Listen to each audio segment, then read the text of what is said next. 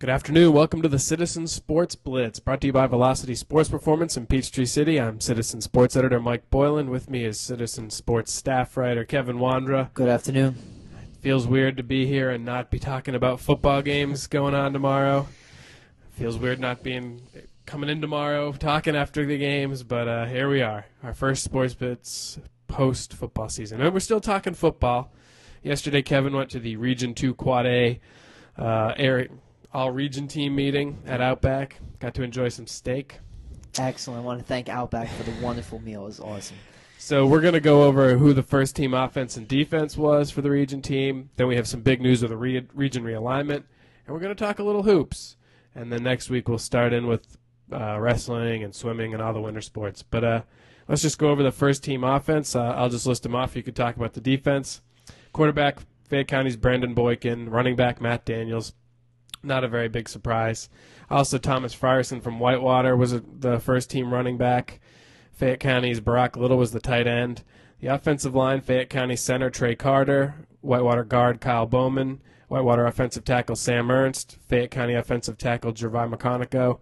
And that's really not a surprise considering how well both Fayette County and Whitewater ran this year. Mm-hmm. And really, Whitewater's turnaround came when Sam Ernst came back. Coach McCrary said that all season long, that was the key piece in them getting back on track. He opened up some gaping holes for the running game. And Whitewater also had the kicker, J.C. Jennings, and the kickoff returner, Thomas Frierson, who you'll all remember had that 100-yard run or 95-yard run against Fayette County in their game this year. So those were both obvious selections. Who's on the defense? First team defense. Defensive end Stars Mills Stephen Roberts, who I feel is one of the most underrated players in the area.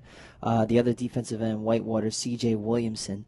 At linebacker, Whitewater Zach Mann. Whitewater's Ryan Hidalgo. Big surprise with those guys, right? The other linebacker, Stars Mills Chris Suddeth. At cornerback, Fayette County's Brandon Boykin. The other corner was Whitewater's Chris Asbury, and the safety, Fayette County's Matt Daniels. That's something for Matt Daniels and Brandon Boykin to both be on the first team offense and defense. Right. That's why they're heavily recruited. Daniels is still planning on going to Duke.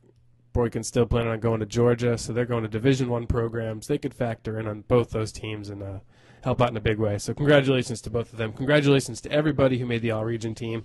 There's obviously a second-team offense and defense and a huge list of honorable mentions.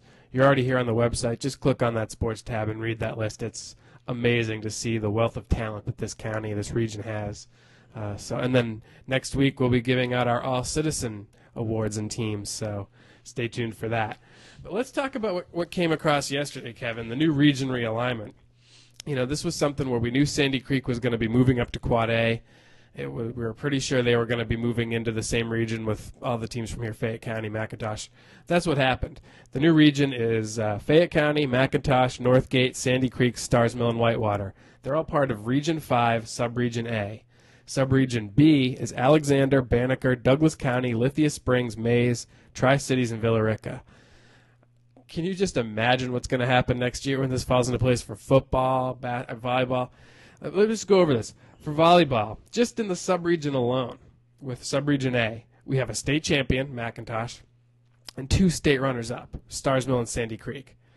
They're all going to be fighting with a rising Whitewater team, a Northgate team that did pretty well, and a Fayette County team that's sure to rebound. So that's amazing. Just for volleyball. For softball, a state champion, Northgate, a runner-up, Sandy Creek. 5 of those teams made the state playoffs this year. Football, 3 of those teams made the state playoffs this year, and that's just in the sub-region. When you have to face Villa Rica, Douglas County, Banneker, it's going to be sick. Think about soccer next year. Yeah, soccer is going to be ridiculous. I mean, we have so many talented teams in the area. McIntosh is always a state championship contender. Stars Mill is always a state championship contender. Whitewater, I mean, these guys are all going to battle out, and there's not too many spots to reach to the playoffs. But what I'm most happy about is football. I really am. I'm so happy that Sandy Creek's going to be in the same region as McIntosh, Fayette County, Stars Mill, Whitewater. It's good to see that we have all the local teams battling it out for playoff spots. Yeah, and those games are now going to mean something. Sandy Creek played McIntosh this year, and it was great for McIntosh to get the win, but it didn't mean anything. It didn't count in those standings, really. It was a win, and it counted, but not in the region. Now these games are going to be so important to try to get to the playoffs. It's going to be great. And we talk about soccer. You could probably have a top 4 team that's not in the state playoffs. That's ridiculous. That won't go. I mean, that's amazing. Yeah. Baseball's always tight. Basketball season's going to be great. Amazing, yeah. So sports-wise, for us covering it, it's going to be awesome to see. I don't know how everybody feels about having this super competitive season all year, but it's going to be great for us. Mm-hmm. We're going to take a quick break. We'll come back and talk basketball, so stay tuned. It doesn't matter what sport you play. It doesn't matter what position you play. It doesn't matter whether you're turning pro or just starting out. It doesn't even matter how old you are. If you want to maximize your potential, you need Velocity Sports Performance. Velocity Sports Performance. Maximize your potential. We guarantee it.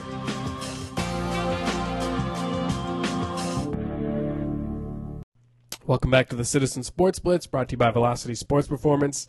Okay, let's talk basketball. It's underway. They had Thanksgiving tournaments, but really this Tuesday was where it all really kicked off. We had Fayette County McIntosh, and Kevin went to that game and got to see a superstar in the land of basketball on the sideline. Not only Noel Johnson, who went off, but, I mean, let's hear about it. Louisville head coach Rick Pitino was in the house, Mr. Celebrity. Everybody was going up to him, and I did not go up to him, but from what I was told, he's a super nice guy. And he was there to watch Noel Johnson, who absolutely went off. He scored a career-high 42 points and had 14 rebounds to lead Fayette County to a victory, 64-59 victory over McIntosh. It wasn't really a competitive game through the first half into the third quarter. Fayette County had a 14-point lead, but McIntosh came back, actually took the lead 52-50 on a Robert Chubb layup that completed a 9-1 run to begin the fourth quarter with 4:46 remaining. Tigers recovered, outscoring McIntosh 14-7 the rest of the way to escape with the victory. So they're still getting into shape. They have a few kids that play football, so they're not in basketball shape yet. You know, Quincy Carruthers, Brandon Boykin, but they look good. And McIntosh look really good, too. These are two teams that could be battling for the region championship this year. Wouldn't that be something? I mean, McIntosh made the state playoffs last year, so they look. You say they look good. They look like they're going to continue from where they went last year. Yes, definitely. They have size inside. You know, Chubb is a monster at center. They have a lot of athleticism. Jeremy Lampkin, especially at forward, and Cameron Rich, shooting guard. He's one of the best pure shooters in the area. He might even be the best pure shooter. That kid can hit it from downtown. Great. Well, we had Stars Mill take on Banneker, and they split. The Lady Panthers came from behind to win, 43-42. Alexis Schaefer had 12 points, 7 rebounds. Marissa Ring, 9 points, all in the second half. 7 of 10 from the free throw line. And Marie Jubb and Chesley Savage both had 8 for the team. Boys lost 65-49. Matt Sweat led the team with 12. Justin Smith and Colin Elias each had 8. Now, a game I went to the other night was Landmark girls hosting East Coweta, and Landmark blew them out 55-28. They had like a 27-9 lead at the half. Diamond Honeycutt and Tiffany Hall each had 14 points.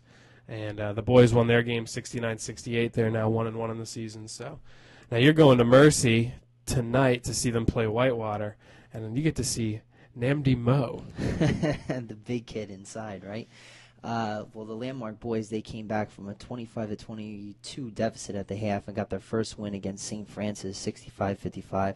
Moe, who you mentioned, has school record 36 points, while Richie Aboria scored 10 points. The Bobcats were 6 of 7 from the foul line in the final 3 minutes of the game, so that's where they put the game away. Well, and the girls played well, too. They lost in overtime 52-48. Kelly Cholcher led the team with 18 points, 13 rebounds, 3 steals. Alexandria Miles had 13 points, 13 rebounds. Camille Thompson, 10 points, 4 assists. If you're going to get 3 players in double-digit scoring, you're going to have a pretty good year, and I know they've got to be pretty excited about that over at Mercy. Mike, let me add this, too, because we didn't bring this up. The Fayette County girls beat the McIntosh girls 51-28. They were dominant throughout. Chastity Welch had 15 points. Sasha Sims had 12 to lead Fayette County.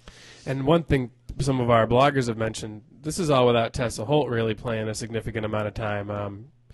So she expects to be back on the court full-time at some point this season, and that's just going to make Fayette County even stronger. She's not injured. There's nothing going on with her there. It's just that they want to give other girls playing time, and right now they're doing a great job. It's paying off. Yeah. So, okay, well, that's it. We'll be back next week sometime.